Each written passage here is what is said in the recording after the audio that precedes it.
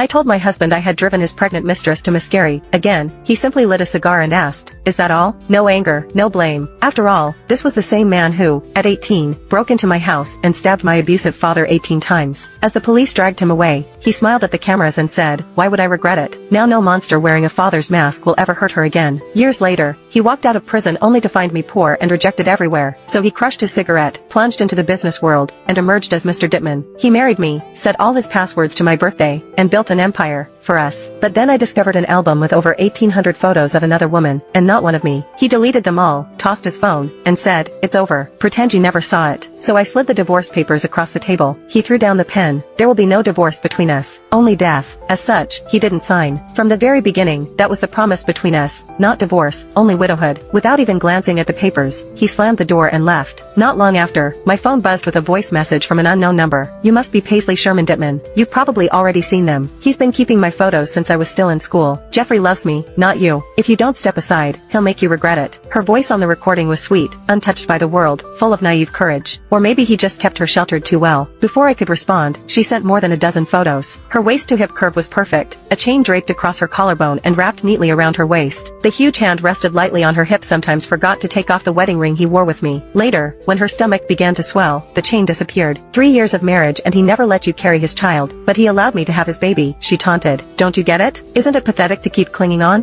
I'm telling you now, if you don't give up your place, I'll move right into your home. Then you'll see whether Jeffrey stands with you or with me. When he came home, the chat records were still open on the screen, the floor littered with the shattered porcelain vase I had smashed. Yet, he only lifted a brow and asked, "Nothing you'd like to explain?" My ragged breathing mixed with the heavy smell of his cigar. He gave a soft laugh, blowing out a smoke ring. "She's just a kid. Why bother arguing with her?" His tone was light, almost careless, as though all the blood and fire he waded through to rise in the business world had been for her, not for me. "Yes, she really is just a kid," I said and tossed a hospital record onto the table. Upon seeing it, he froze, then sat upright instantly. "She had a miscarriage," I said lightly, "so I helped teach her what it means to be human." Paisley, his hands clamped down on my shoulders so hard I thought my bones might break. My back also hit the wall, but I only curved my lips, enjoying the sight of his bloodshot eyes. In this lifetime, I had only seen him like this twice. First was in our last year of high school, when he saw my father drag me half-dressed by the hair into the street, ready to drown me in the river. That night, he stabbed my father 18 times. And now, because this girl had lost his child, his grip tightened as he demanded an answer for my cruelty. "How rare," I whispered with a smile, to finally see Mr. Dittman lose his composure. I laughed without a hint of remorse. "You're a woman yourself. How could you do something like that to her?" he shouted. "You said it yourself. There will be no divorce going on between us, only widowhood." I leaned in close and continued, "So, Mr. Dittman, if you won't kill me, then I'll have to kill the two of you." Just then, blood dripped onto the floor, and only then did he notice the cut on my hand from when I was smashing